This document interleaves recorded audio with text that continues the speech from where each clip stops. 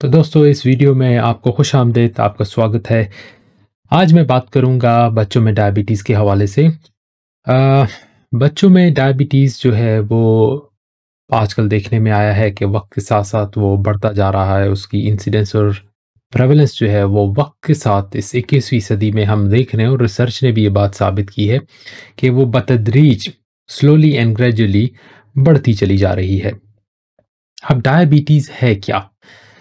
बहुत आसान अल्फाज, बहुत आसान शब्दों में इसका मतलब ये है कि इंसानी जिस्म के अंदर जो ब्लड ग्लूकोज है या शक्कर, शुगर, जो भी आप उसको कहना चाहें, उसकी मिकदार जो है वो ज़्यादा रहती है। किस चीज़ की सबब से, किस चीज़ के कारण? वो ये रीज़न है उसके पीछे कि जो बॉडी में इंसुलिन है, वो हार्मोन जो कि शुगर को रेगुलेट करता है, या तो उसकी क्वांटिटी में कमी रहती है, या वो जो इंसुलिन है वो अपना सही तरीके से इफेक्ट जो है वो नहीं कर सकती, या इन दोनों का कॉम्बिनेशन भी हो सकता है। तो बहुत आसान अल्फाज में, डायबिटीज या ज़ियाबीतस वो बीमारी है जिसमें शुगर या शक्कर जो है वो जिस्म में हमेशा ऊंची मिकदार में रहता है, क्योंकि उसको कंट्रोल करने वाला जो हार्मोन है इंसुलिन, वो या तो मिकदार में कम होता है, या अगर मिकदार में कम ना भी हो तो वो अपना इफेक्ट सही तरीके से नहीं कर सकता, या कभी कभी इन दोनों वजूहात एक साथ भी हो सकती हैं जिसमें इंसुलिन कम भी होता है और अपना असर जो है वो सही तरीके से नहीं कर सकता। तो इसको हम बोलते हैं डायबिटीज़। अब डायबिटीज़ को मुख्तलिफ ज़मानों में मुख्तलिफ तरीके से जो है वो क्लासीफाई किया जाता रहा। आजकल जो क्लासिफिकेशन यूज़ होती है वो वर्ल्ड हेल्थ ऑर्गेनाइजेशन ने 2019 में दी थी, और उस क्लासिफिकेशन के मुताबिक डायबिटीज़ को हम डिवाइड करते हैं चंद सब क्लासेस में। तो डायबिटीज़ की जो पहली सब क्लासिफिकेशन है उसको हम बोलते हैं टाइप 1 डायबिटीज़। टाइप 1 डायबिटीज़ वो डायबिटीज़ है जो कि ज़्यादातर बच्चों में पाई जाती है, और इसमें ज़्यादातर जो होता है वो पैनक्रियाज के वो सेल जो कि इंसुलिन बनाते हैं, उन सेल्स में मसला होता है। वो सेल्स या तो तबाह हो चुके होते हैं, या वो अपना काम सही तरीके से नहीं कर पाते, जिसकी वजह से इंसुलिन की मिकदार, जो क्वांटिटी होती है वो कम होती है। तो ऐसे जो मरीज़ होते हैं जिनमें ज़्यादातर बच्चे होते हैं, उनको सारी उम्र जो है फिर वो इंसुलिन की ज़रूरत रहती है। तो वो है टाइप 1 डायबिटीज़। दूसरा है टाइप 2 डायबिटीज़। टाइप 2 डायबिटीज़ को पहले ज़मानों में जो है वो non insulin dependent diabetes mellitus कहा जाता था। ये डायबिटीज़ की वो टाइप है जिसमें आम तौर पर जो इंसुलिन होता है वो तो उसकी मिकदार होती है वो ब्लड में, या थोड़ा सा कम होगा या बाजू का तो ज़्यादा भी होता है, लेकिन वो अपना इफ़ेक्ट सही तरीके से रिसेप्टर के ऊपर नहीं कर पाता, जिसकी वजह से शुगर की मिकदार जो है ब्लड में वो हमेशा हाई रहती है। ऐसे जो मरीज़ होते हैं जिनको टाइप 2 डायबिटीज़ होता है, ये ज़्यादातर इनको इंसुलिन की ज़रूरत नहीं रहती, और ये ज़्यादातर जो है मुख्तलिफ़ किस्म की अद्वियात, मुख्तलिफ़ किस्म की दवाइयाँ जो है, जिनमें सल्फोनाइल यूरिया ड्रग्स हैं और कुछ और किस्म की नई भी ड्रग्स भी हैं, उनका ये इस्तेमाल करते हैं, जिनकी वजह से इनका शुगर जो है वो कंट्रोल में रहता है। फिर तीसरी जो एक इम्पॉर्टेंट सब क्लासिफिकेशन है इस 2019 क्लासिफिकेशन के अंडर, वो है मोनोजेनिक डायबिटीज़। अब मोनोजेनिक डायबिटीज़ क्या है, इसके बारे में बहुत सारे लोग सही तरीके से नहीं जानते। ये इतनी ज़्यादा कॉमन तो नहीं है। जितने भी आप डायबिटिक्स देखें तो उनमें तकरीबन 3 से 4% तमाम डायबिटिक्स का जो होगा वो मोनोजेनिक डायबिटीज़ के मरीज़ होंगे। लेकिन मोनोजेनिक डायबिटीज़ का मतलब ये है मोनोजेनेटिक डिफेक्ट्स, यानी इनके जिस्म में एक आध जीन ऐसा होता है जो कि ख़राब हो जाता है, किसी भी कारण वो ख़राब हो जाता है, तो उसके अंदर म्यूटेशंस हो जाती हैं या कुछ डिलीशंस हो जाएंगी, जिसकी वजह से इंसुलिन जो है वो या तो कम तादाद में बनता है, या वो सही तरीके से असर नहीं कर पाता। तो ऐसी जो डायबिटीज़ होती है उसको मोनोजेनिक डायबिटीज़ बोलते हैं। और मोनोजेनिक डायबिटीज़ की बहुत सारी टाइप्स हैं। इनमें 2 ऐसी टाइप्स हैं यानी जिनको जानना आपके लिए ज़रूरी है। पहला है इसमें जिसको हम बोलते हैं modified maturity onset diabetes of the young, MODY, MODY।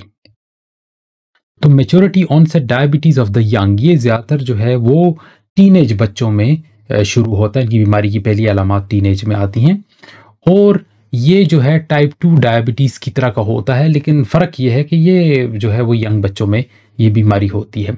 इसकी मुख्तलिफ़ टाइप्स हैं, तकरीबन कुछ 6 किस्म की अक़साम हैं इसकी, और इसमें जो है वो एचएनएफ जीन्स जो होते हैं उनमें ख़राबी होती है, उनमें मुख्तलिफ़ किस्म की ख़राबी है। उनकी डिटेल में तो मैं नहीं जाना चाहूँगा वरना बात लंबी हो जाएगी, लेकिन इसमें जीन डिफेक्ट्स होते हैं और जैसा कि मैंने आपको कहा इसमें कई किस्म की जो है वो टाइप्स होती हैं।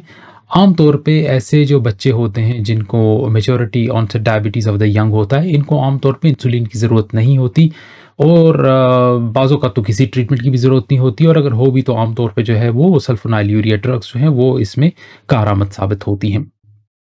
दूसरी इम्पॉर्टेंट टाइप जो इस मोनोजेनिक डायबिटीज़ में होती है, जिसको आपके लिए समझना ज़रूरी है, वो है नियोनेटल डायबिटीज़। अब नियोनेटल डायबिटीज़ वो डायबिटीज़ है जो कि 6 महीने से पहले होती है। तो आम तौर पे बहुत कम उम्री में अगर किसी को डायबिटीज़ होती है, तो वो आम तौर पे जेनेटिक डिफेक्ट्स की वजह से होती है, क्योंकि टाइप 1 डायबिटीज़ आप देखेंगे ज़्यादातर ये 6 महीनों के बाद या 1 साल के बाद जो है वो बच्चों में इसकी अलामात आनी शुरू होती हैं। ऐसा बहुत कम होता है, यानी 6 महीनों से कम बच्चे अगर उनमें आपको डायबिटीज़ मिलता है या उनमें जो है वो शुगर एलिवेटेड रहता है, तो अगर आप 100 ऐसे बच्चे लें, तो उनमें से 95-96% जो होंगे वो मोनोजेनिक डायबिटीज़ होंगे। उनके अंदर किसी न किसी जीन्स जो होगी उसकी खराबी होगी। सिर्फ 3 से 4% ऐसे होंगे जो कि टाइप 1 डायबिटीज़ के हों। तो तमाम ऐसे बच्चे जो कि 6 महीने से कम के होते हैं और उनमें डायबिटीज़ की शिकायत, तो उनके लिए जेनेटिक टेस्टिंग बहुत लाज़मी है, क्योंकि जेनेटिक टेस्टिंग से पता चल जाता है कि किस जीन में ख़राबी है और फिर उस हिसाब से आप उसका इलाज भी कर सकते हैं। तो तीसरी कैटेगरी है ये मोनोजेनिक डायबिटीज़। चौथी जो कैटेगरी है उसको हम बोलते हैं सेकेंडरी डायबिटीज़। अब सेकेंडरी डायबिटीज़ क्या है? सेकेंडरी डायबिटीज़ में बुनियादी तौर पे इंसुलिन के जो जो पैनक्रियाज़ के वो सेल जो कि इंसुलिन बनाते हैं, उनमें तो कोई ख़राबी नहीं होती, जिनको हम बीटा सेल्स बोलते हैं। होता क्या है, इंसुलिन के अगेंस्ट काउंटर रेगुलेटरी हार्मोन्स जो होते हैं, जिनमें कॉर्टिसोल है, जिनमें एड्रेनलिन है, जिनमें ग्लूकागॉन है, जिनमें ग्रोथ हार्मोन है। अगर ये हार्मोन किसी भी वजह से ज़्यादा हो जाएँ जिस्म के अंदर, खून में इनकी जो मिकदार है वो बढ़ती चली जाए, तो आप देखेंगे कि ये इंसुलिन को काउंटरैक्ट करेंगे, और काउंटरैक्ट जब करेंगे तो ब्लड में शुगर की जो मिकदार है वो हाई रहेगी। तो इंसुलिन में कोई गड़बड़ नहीं है, लेकिन इंसुलिन के जो काउंटर रेगुलेटरी हार्मोन्स हैं वो बढ़ जाएँ। तो कोई भी ऐसा मसला हो जिसमें आप समझ लें कॉर्टिसोल ज़्यादा हो जाता है, या कोई ऐसी बीमारी हो, या जिसमें ग्रोथ हार्मोन ज़्यादा हो जाता है, जिसमें ग्लूकागॉन ज़्यादा हो जाता है, मसलन ग्लूकागोनोमा, मसलन कुशिंग सिंड्रोम जिसमें एड्रिनल ग्लैंड बहुत ज़्यादा हार्मोन सेक्रीट करता है, या आप समझ लें पिट्यूटरी ग्लैंड्स की ट्यूमर जिसमें ग्रोथ हार्मोन बहुत ज़्यादा हो, या कुछ ऐसी बीमारियां जिसमें बज़ाते खुद ओवरऑल पैनक्रियास, चाहे वो एक्सोक्राइन है, एंडोक्राइन है, उसकी बीमारी होती है। मिसाल के तौर पे सिस्टिक फाइब्रोसिस है, मिसाल के तौर पे हीमोक्रोमेटोसिस है। तो इस किस्म की बीमारियों में चूँकि pancreas as a whole effect होता है, तो उसको हम तमाम को हम सेकेंडरी डायबिटीज़ बोलते हैं, और ये एक बहुत बड़ा ग्रुप है जिसमें बहुत सारी बीमारियां आ सकती हैं। तो बुनियादी तौर पे, और पांचवी चीज़ आप इसमें जैसी सेकेंडरी का एक पार्ट है कि अगर कोई बच्चा या इवन बड़ा कोई ऐसी अद्वियात ले रहा है, कोई ऐसी ड्रग्स ले रहा है, मिसाल के तौर पे prolong use of steroids for let's say in kids juvenile idiopathic arthritis या क्रोनिक एस्थमेटिक्स, अगर वो स्टीरॉइड्स का बहुत ज़्यादा इस्तेमाल कर रहे हैं, तो obviously over period of time क्या होगा कि उनमें जो है वो उनमें जो शुगर की मिकदार है वो ज़्यादा हो सकती है, and they can develop secondary diabetes. तो ये तो 4 टाइप्स हो गई, याद रखिए, type 1, type 2, monogenic and secondary diabetes. याद रखिएगा कि टाइप 1 और टाइप जो है ये पॉलीजेनिक हैं। ये मोनोजेनिक, पॉलीजेनिक का मुराद ये है कि इसमें एक जीन नहीं, इसमें कई जीन्स और एनवायरमेंटल फैक्टर्स मिल के जो है वो ससेप्टेबल करते हैं बच्चे को कि उसको टाइप 1 या लेटर ऑन टाइप 2 जो है डायबिटीज़ उसको हो सके। तो ये 4 आप जो है क्लास जो टाइप्स हैं ऑफ डायबिटीज़, इसको आप ज़रूर याद रखिए। चलते हैं कि अलामात क्या होती हैं, डायग्नोसिस कैसे होता है या प्रेजेंटेशन कैसे होती है। आम तौर पे अगर मैं कहूँ कि आप बहुत अर्ली एज आप ले लें, 6 माह से कम बच्चे या 1 साल से कम बच्चे भी आप ले लें, at the very young end of that spectrum, as spectrum, तो उसमें आम तौर पे अलामात जो होती हैं बड़ी सब्टल होती है। अब एक 6 महीने का बच्चा या साल का बच्चा आपको ये तो नहीं बता सकता कि मुझे जो है वो प्यास बहुत लगी है, या तो आम तौर पे क्या होगा, ऐसे बच्चों में कोई ना कोई मसले के कारण आप उनका टेस्ट अगर करें, किसी और चीज़ के लिए आप टेस्ट कर रहे होंगे और आप देखते हैं कि ब्लड शुगर लेवल तो बहुत ज़्यादा मौजूद है मिकदार में, तो this is what we call as an accidental diagnosis. So accidental diagnosis होता है आमतौर में इन बच्चों में, क्योंकि मैंने कहा बहुत मुश्किल है कि आप किसी अलामात को समझ सकें कि ये जो है ये तो डायबिटीज़ की वजह से हो रही है। आमतौर पे आप समझेंगे कि शायद ये इन्फेक्शन है या कोई और वजह हो सकती है। ऑब्वियसली ये चीज़ें जो कि ज़्यादा कॉमन है वही आपके ज़हन में आएँगी। लिहाजा most of the time the diagnosis is accidental at this young age. अब 1 साल से ऊपर जो बच्चे होते हैं, मतलब वो 2 साल, 3 साल, 5 साल, या इवन आप उस एडोलेसेंट एज में आप चले जाएँ, 3 किस्म की प्रेज़ेंटेशन हो सकती हैं, 3। नंबर 1 तो जो आप कहें बीमारी की अलामात, टिपिकल साइन्स एंड सिम्पटम्स, तो दे आर नंबर 1 पॉलीयूरिया। बच्चे को पेशाब बहुत आता है, बार-बार पेशाब करता है, तो उसकी दिन में भी वो पेशाब कर सकता है बहुत ज़्यादा, या रात को आमतौर पे वो यूरिन उनका लीक करता है। ऐसे एज के बच्चे जिनमें उनको ब्लैडर पे तो कंट्रोल हो, लेकिन उनका यूरिन लीक हो रहा है, तो अगर आप यूरिन टेस्ट करें तो आप देखेंगे उनके यूरिन में ग्लूकोज़ आ रहा है। तो पॉलीयूरिया, और उसके साथ ही एक और चीज़ पॉलीडिप्सिया, कहते हैं जी पानी बहुत पीता है पानी, हर वक़्त पानी पीता है, और ज़रूरी नहीं है कि गर्मियों में पिए, वो सर्दियों में भी पानी पी रहा होता है। तो प्यास का बहुत लगना। Third thing is weight loss. ऐसे बच्चे डिस्पाइट द फैक्ट कि अगर वो अच्छी खुराक भी ले रहे हैं, I am not talking about malnourished kids like, अगर जो वेल नरिश्ड, अगर वो भी all of a sudden they start losing weight, तो one of the reasons could be diabetes. तो आप उसमें जो है वो क्योंकि टाइप 1 डायबिटीज में बड़ी तेजी से वेट लूज करते हैं। और lethargy and fatigue non specific symptoms हैं। अब बात यह है कि अगर किसी के जिस्म में इतना ज़्यादा शुगर है तो फटीग और लेथार्जी क्यों फील करेगा। होता यह है कि शुगर तो बहुत ज़्यादा है ब्लड के अंदर, लेकिन ये सेल्स के अंदर जाके एनर्जी में कन्वर्ट नहीं हो सकता। सेल के अंदर जो इसकी एंट्री होती है वो नहीं हो सकती, क्योंकि उस सेल की एंट्री के लिए जो एंजाइम्स चाहिए, तो उन एंजाइम्स को रेगुलेट करने के लिए इंसुलिन होता है। फॉर एग्जांपल ग्लूकोकाइनेज और ग्लूकोज 6 फॉस्फेटेज और ग्लूकोज 6 से रिलेटेड जो फर्दर एंजाइम्स हैं, तो उनके लिए इंसुलिन ज़्यादा। अब इंसुलिन नहीं होगा तो एंजाइम्स भी सही तरीके से काम नहीं करते, तो ग्लूकोज सेल के अंदर जो है वो एंटर नहीं हो सकेगा। सेल के अंदर एंटर नहीं होगा तो ज़ाहिर बात है वो एक सबस्ट्रेट है फॉर एनर्जी, तो फिर ज़ाहिर बात है कि वो फटीग एंड लेथार्जी ये तमाम चीज़ें होती रहेंगी। तो ये है क्लासिकल प्रेजेंटिंग साइंस।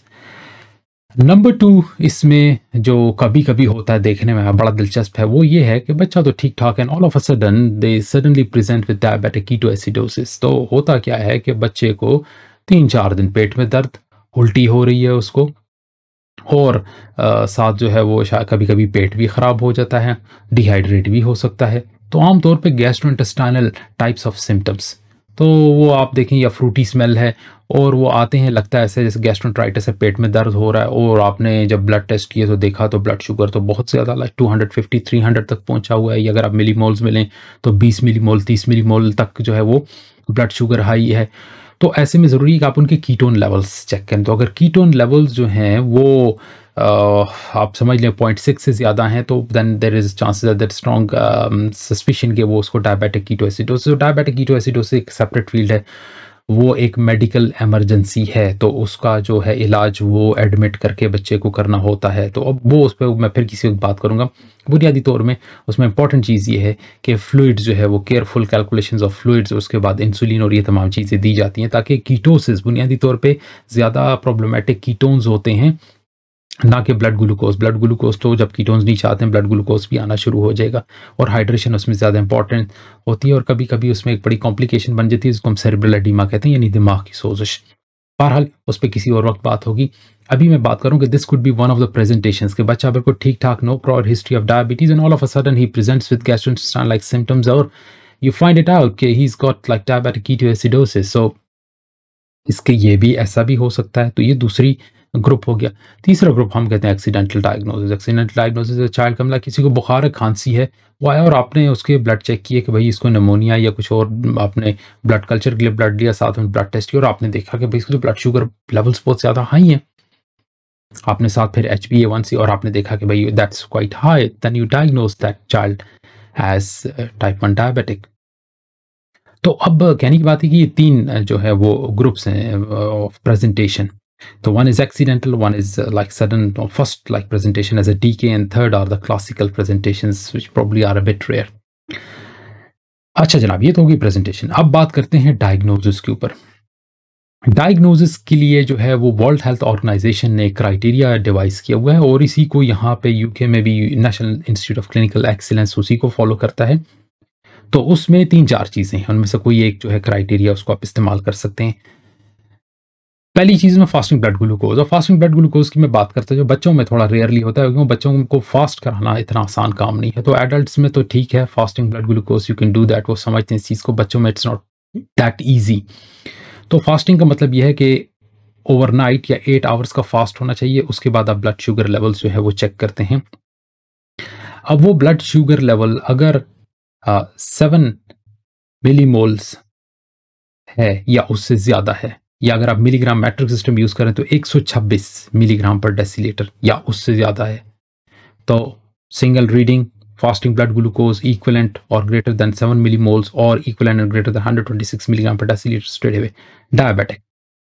या random blood glucose, random blood glucose आप किसी टाइम पे भी कर सकते। रैंडम ब्लड ग्लूकोज अगर अलामात हैं, if they are symptomatic, typical, symptomatic means typical symptoms of diabetes. I am not talking about उसको भाई फीवर है, कफ है और आपके को भाई fever cough symptom and is got like a random blood sugar of more than 200 milligram per deciliter और 11.1। No, typical like polyuria, polydipsia, lethargy, weakness, things like that. तो अगर सिम्टम्स की मौजूदगी में random blood glucose is equal to 11.1 और greater then that, और अगर आप मैट्रिक सिस्टम यूज कर रहे हैं तो 200 या उससे ज्यादा, straight away in presence of symptom just 1 reading diabetic.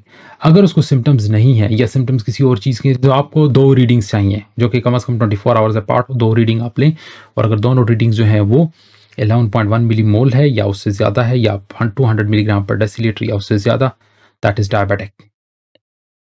Third चीज़ हम जिसे कहते हैं 2 hours post prandial glucose after an oral glucose tolerance test, जिसमें आप 75 ग्राम ग्लूकोज देते हैं और वो भी अगर 200 से ज़्यादा। अब आमतौर पे ये चीज़ इतनी यूज़ नहीं होती, मैंने तो आज तक अपनी प्रैक्टिस में कभी किसी को नहीं देखा कि उसने ओरल ग्लूकोज टॉलरेंस टेस्ट हुआ हो, तो बस आप यूँ समझ लिया एकेडमिक रीजंस के लिए that is important, otherwise nobody uses that.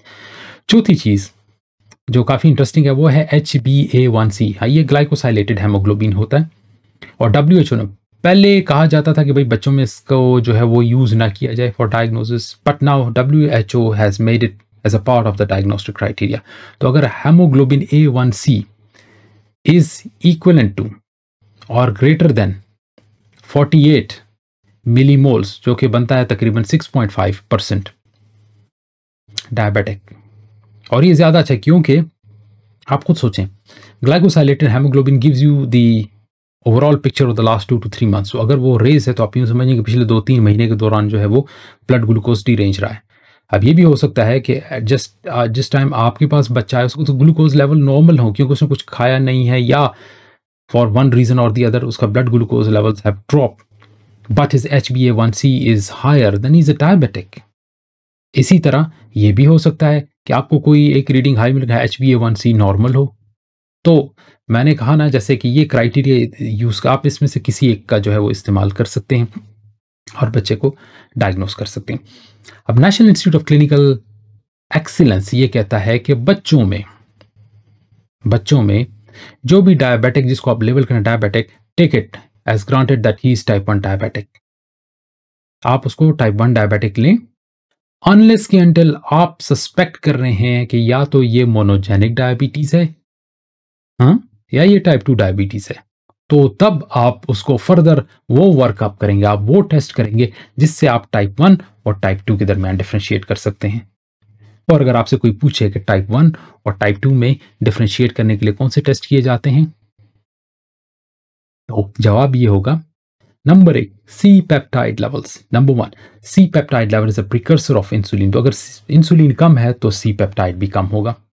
You need to have low C-peptide or almost negligible C-peptide levels to diagnose as type 1।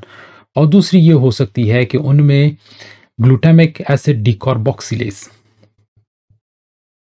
गैड जिसे हम कहते हैं, उस गैड के खिलाफ एंटीबॉडीज हो, क्योंकि जब इंसुलिन सेल डैमेज होंगे तो ये जो इंसुलिन सेल्स के अंदर गैड होता है, glutamic acid decarboxylase, it's an intracellular enzyme, it leaks out and when it leaks out it's taken as a foreign object by the body उसके अगेंस्ट एंटीबॉडीज बनाती है और एंटीबॉडीज अटैक करती हैं। तो अगर वो एंटीबॉडीज मौजूद हैं तो that's another like sort of a diagnostic test for type 1 diabetes. तो either you have got low C peptide levels, number एक सी पेप्टाइड कम हो, या ग्लूटामिक एसिड डिकार्बोक्सिलेज एंटीबॉडीज मौजूद हो, या ये दोनों भी हो सकती हैं। तो ये डिफरेंशिएटिंग टेस्ट है। अब ये काफ़ी महंगे टेस्ट होते हैं। तो कहा यह जाता है कि आमतौर पे अगर आपने किसी को बच्चे को 0 to 18, if you have diagnosed someone as a diabetic, there is no need of doing these tests, GAD antibodies और C-peptide। आप उस वक्त करेंगे जब आपके जहन में शक है कि ये या कोई और टाइप 2 या मोनोजेनिक तो नहीं है। अब किस में आपको शक होगा? नंबर एक, अगर कोई बच्चा 6 महीने से कम है और उसमें हाइपरग्लाइसीमिया है, तो अब यू नीड टू नो कि दिस इज टाइप 1 या ये मोनोजेनिक है। तो आप ये करेंगे, आमतौर में एंटीबॉडीज वो नेगेटिव आएंगे, तो फिर आपने जाके जो है आगे उसमें जेनेटिक टेस्टिंग करनी है। या दूसरे आप समझते हैं कि फैमिली हिस्ट्री है, strong family history of type 2 diabetes, बच्चे को डायबिटीज हो गई है, बच्चा ओबीस भी है, या he is racially of African और एशियन ओरिजिन, ये एक और रिस्क फैक्टर है। या उसके अंदर इंसुलिन रेजिस्टेंस की अलामात हैं। Insulin resistance which is a hallmark of type 2 diabetes. वो कैसे आपको पता लगेगी? Basically you look around the neck के ऊपर अगर हाइपर पिगमेंटेड स्पॉट्स हैं, गहरे नसवारी, गहरे ब्राउन कलर के patches, leathery patches, plaques like macules और plaques either on the neck, it could be in the front of the neck, neck के आगे भी हो सकते हैं, नेक के पीछे भी हो सकते हैं, या एक्जिला में, बगल जिसे कहा जाता है, उसमें अगर आपको ये डार्क स्पॉट्स मिलते हैं, we call it acanthosis nigricans, acanthosis nigricans, and that is a hallmark of type 2 diabetes. तो जाहिर बात है फिर ऐसे में आपको you need to confirm, so then you can do all these tests. Other than that, there is no need of doing these types of tests and you can just label them as type 1 diabetics. Okay, अब आते हैं treatment के ऊपर। अब जब diagnose हो गया है तो ट्रीटमेंट, चूंकि ज्यादा टाइप 1 डायबिटिक्स होते हैं, टाइप 1 डायबिटिक्स का आंसर एक है insulin. There is no role of anti-diabetic oral drugs like sulfonylureas. Insulin, the answer is insulin. होता क्या आमतौर पे, चूंकि पैनक्रियाज इंसुलिन नहीं बना पाते तो ब्लड में ग्लूकोज बहुत ज्यादा है, तो we have to give insulin in such a form that it mimics the natural release of insulin. हमें इंसुलिन का ऐसे तरीके से देना होता है कि वो नेचुरल इंसुलिन को जो है माइमिक करे। अब नेचुरल इंसुलिन कैसे होता है? आपके pancreas are producing insulin at any given time to keep the blood glucose level. आपकी जो बेसल जो ग्लूकोज लेवल्स होते हैं उसको क्या कहते हैं मेंटेन करने के लिए कुछ amount of insulin is being secreted all the time, हम उसको बेसल इंसुलिन कहते हैं। तो एक लाइन, फ्लैट लाइन आप समझ लें कि एक little amount is being produced constantly all the time. और फिर जब हम खाना खाते हैं, मिसल सुबह का नाश्ता करते हैं, breakfast then lunch then afternoon, उस टाइम पे हम, सारी बात है, हम खाते हैं, जब हम खाते हैं तो उसमें कार्बोहाइड्रेट्स भी होते हैं, उसकी वजह से suddenly there is a surge of glucose in the body 15-20 minute के अंदर। अब वो ग्लूकोज जब ज्यादा होता है तो इंसुलिन हैज सडनली, वो जो मोटर है ना एकदम फोर्थ गियर में चला जाता है, it has to pump a lot of insulin at that time, at the time of breakfast, at the time of afternoon meal, at the time of dinner. तो वो पल्सटाइल मैनर होता है, one like bolus squirt of insulin coming at the time of breakfast, फिर वो lunch के time, फिर वो dinner के टाइम। तो यू गॉट अ बेसल, और फिर उसके बाद आपको इस तरह पीक्स मिलती हैं ऑफ इंसुलिन। तो इसको माइमिक करने के लिए हम इंसुलिन इस तरीके से देते हैं कि हम बेसल इंसुलिन देते हैं, जो कि लॉन्ग एक्टिंग इंसुलिन होती है, जो कि आमतौर पर रात के टाइम दी जाती है, शाम के टाइम दी जाती है। लॉन्ग एक्टिंग इंसुलिन ग्लेरगाइन होती है, वो हम देते हैं, इट्स यूजुअली सबक्यूटेनियस दी जाती है, और वो 24 घंटे तक जो है वो आपकी बेसल इंसुलिन को कवर करता है। इसके अलावा रेगुलर इंसुलिन, जो कि शॉर्ट एक्टिंग इंसुलिन होती है, वो खाने से 15-20 मिनट पहले जो है बच्चे को दी जाती है, ताकि वो जब खाना खाए और जब उसके ग्लूकोज लेवल बढ़ेगा तो उसी हिसाब से वो शॉर्ट एक्टिंग इंसुलिन उस ग्लूकोज को कंट्रोल करे। That is the best natural mimicking like artificial pancreas that you are creating for the child in the form of what we call as basal bolus regimen. तो insulin basal bolus regimen, जिसमें long acting insulin at night time followed by regular acting insulin in morning, afternoon and night time. कुछ लोग mix start use करते हैं। याद रखें mix start जो है, जिसमें 70-30, 65-35 और 75-25 ये दी जाती है, लेकिन आमतौर पे रिसर्च ने साबित किया कि इससे ब्लड शुगर जो है वो कुछ ज़्यादा कंट्रोल में नहीं रहता है। तो कोशिश कीजिए कि बच्चों में प्री मिक्सड इंसुलिन का इस्तेमाल ना कीजिए। Basal bolus is the best thing. अब बेसल बोलस एक तो उस तरीके से दी जा सके, दूसरा तरीका है उसमें इंसुलिन पंप्स का। आजकल जो है वो पंप्स आ गए हैं। तो पंप जो है वो जिस्म के एक हिस्से के साथ लगा दिया जाता है, तो उसके अंदर सेंसर होता है और हाइपोडर्मिक नीडल्स होती हैं जो कि स्किन के नीचे। That is a programmable unit. उसके अंदर एक रिजर्वॉयर होता है जिसमें इंसुलिन डाली जाती है और उसके अंदर लाइक कंप्यूटर चिप्स लगी होती हैं जिसको आप प्रोग्राम कर देते हैं।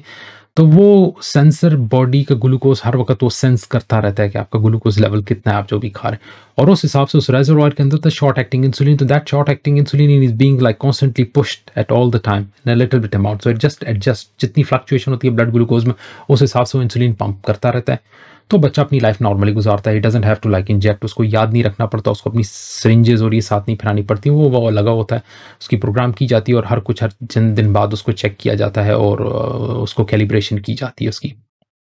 तो आजकल यूके में बहुत सारे बच्चों ने लगाए होते हैं और उसके साथ वो बिल्कुल अपनी नॉर्मल लाइफ जो है वो स्पेंड करते हैं। अब इंसुलिन पंप्स की भी बात हो गई, बेसल बोलस इंसुलिन की भी बात हो गई। इंसुलिन दी कितनी जाती है? अब इंसुलिन का डोज आमतौर पे व्हेन वी स्टार्टेड, तो वी स्टार्टेड विद 0.5 यूनिट पर केजी पर 24 आवर। स्टार्ट हमेशा लो डोज से की जाती है 0.5, फिर उसको बढ़ाया जाता है, वो 1 तक भी जा सकता है, वो बात सूरतों में एडोलेसेंट्स में लाइक 1.5 1.8 तक भी कई ऐसे केसेस हैं जिसमें हमने वहाँ तक भी यूज़ किया है। लेकिन to start with it's 0.5 unit per. अब उस 0.5 यूनिट को आप उसकी बॉडी वेट के साथ मल्टीप्लाई कर दें तो you get the total dose that has to be given in 24 hours. अब उसका आधा 50% जो है वो हम बेसल डोज देते हैं शाम के time in the form of long acting insulin, और बाकी जो रह गया 50% उसको हम 3 में तकसीम करके जिस टाइम वो खाना ले रहा है उससे 15-20 मिनट पहले रेगुलर इंसुलिन के फॉर्म में दे दी जाती है। That is as simple as possible basal bolus insulin. कई जगहों पे जहाँ पे डायटीशियन की भी इन्वॉल्वमेंट होती है तो वो फिर आमतौर पे कार्बोहाइड्रेट्स और इंसुलिन का रेशो निकाला जाता है। वो एक सेपरेट साइंस है जिसमें देखा जाता है कि रेशो होता है कि कितने कार्बोहाइड्रेट्स के लिए कितनी इंसुलिन चाहिए होती है, तो वो एज के हिसाब से डिफ़र करती है। जब बच्चा छोटा होता है तो वो ज़्यादा कार्बोहाइड्रेट्स कम इंसुलिन उसको जो है वो कैटर कर लेती है। ज्यों-ज्यों बच्चा बड़ा होता जाता है तो they need more insulin for less amount of carbohydrates, so that is tailored according to the age. So there are different formulas for that. I am not gonna go into detail of that at this point in time, तो मैं भी उसकी detail में नहीं जाना चाहता, लेकिन बहरहाल that's another thing by which they can, so वो कोई ऐसी फिक्स्ड डोजेज नहीं होती है कि हमने भाई इतना इंसुलिन देना है। बच्चा खुद अपने हिसाब से कैलकुलेट करता है और उस हिसाब से अपने आप को इंसुलिन जो है वो इंजेक्ट करता रहता है ताकि वो बहुत ज़्यादा हाइपो में भी ना जाए और हाइपरग्लाइसीमिया भी ना हो। तो नेचुरल जो बॉडी का रिदम होता है या जो क्लॉक होता है या जो समझ लें बॉडी की सेटिंग होती है उसके मुताबिक चलना। अच्छा जनाब, ये हो गया। अब आते हैं थोड़ा इसकी जो है मैनेजमेंट और कॉम्प्लिकेशंस की तरफ। अब आम तौर पे मैनेजमेंट याद रखिए ये एक टीम एफर्ट होती है, इसमें सिर्फ डॉक्टर का कमाल नहीं होता। डॉक्टर के साथ जो है वो फैमिली फिजिशियन हो गया, diabetes nurse, community diabetic clinics, dietitian, इन तमाम का रोल होता है। मेंटल हेल्थ का भी इसमें काफ़ी काम होता है क्योंकि ज़ाहिर बात है आप किसी पे ठप्पा लगा सारी उम्र उसने ये चीज़ें यूज़ करनी है तो उसका दिमाग के ऊपर भी एक असर होता है, स्पेशली अगर एडोलेसेंस एज में हो तो like to have good mental health they need some form of mental support as well. So ये तमाम जैसे टीम एफर्ट। तो जब बच्चे को शुरू कराई जाती है तो it's very important that they are told, उनके पास ग्लूकोमीटर्स होने चाहिए ताकि वो दिन में कम से कम 4 दफ़ा अपनी ब्लड शुगर चेक कर सकें।